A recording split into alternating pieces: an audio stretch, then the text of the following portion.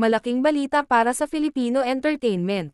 Si Jericho Rosales at ang hit na pelikulang Hello, Love, Again ay nakakuha pa lang ng prestihiyosong nominasyon sa 2025 Contentation Awards.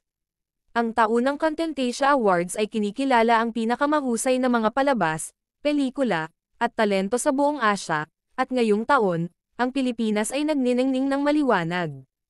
Ang ABS-CBN at GMA7 ay sama-samang nakakuha ng 8 nominasyon, na muling nagpapatunay na ang talento ng Pinoy ay world-class.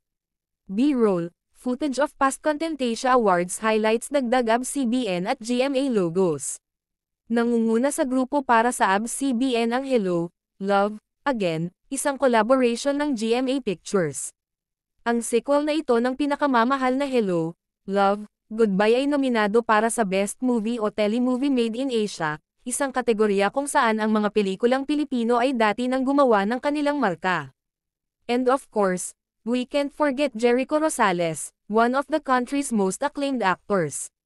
His nomination puts him alongside Asia's finest, once again proving his staying power and versatility in the industry.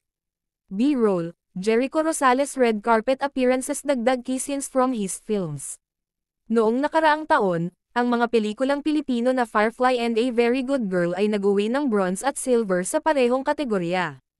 Could Hello, Love, Again take it a step further this year? Mahirap ang kompetisyon, ngunit may taos-pusong pagkukwento, world-class production, at stellar performances. Hello, Love, Again has a real shot at winning gold. Ang mga tagahanga ay naghihiyawan na sa social media, na nagpapakita ng buong suporta para sa cast at crew. B-roll, mga reaksyon ng mga tagahanga, mga post sa Twitter, at mga behind-the-scenes na clip. Ano sa palagay mo, mag-uuwi kaya ang Pilipinas ng isa pang Contentation Award? Ipaalam sa amin sa mga komento at huwag kalimutang mag-like, mag-share, at mag-subscribe para sa higit pang entertainment updates.